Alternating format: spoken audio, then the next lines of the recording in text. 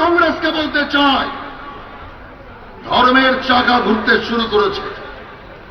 সারা বাংলায় মানুষের মধ্যে পরিবর্তনের বার্তা যেতে শুরু করেছে।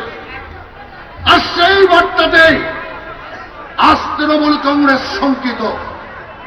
আর শঙ্কিত কিছু মস্তান নির্ভর তৃণমূল কংগ্রেস ভারতীয় জনতা পার্টির উপর হামলা শুরু করেছে। আমি প্রশ্ন করতে চাই তৃণমূল কংগ্রেসের লোকদের, আমি সতর্ক করতে চাই অনুব্রত মণ্ডলকে যে দেখুন 2016 বেশি দেরি নেই। 2016-তে তৃণমূল যাবে, বিজেপি সরকার আসবে, পুলিশের দিকে বোম মারো, মানুষকে বোম মারো, এর শাস্তি আমরা দেবো। আপনাকে পরিষ্কার বলছি, আজ আপনার সরকার আছে, কোন রকম পুলিশকে হাত করে আইনকে বৃদ্ধাঙ্গুলি দেখিয়ে আজকে বাঁচতে পারে, কিন্তু বিজেপি শাসনে আইনের শাসন প্রতিষ্ঠা হবে। আমরা ছেড়ে কথা বলবো না।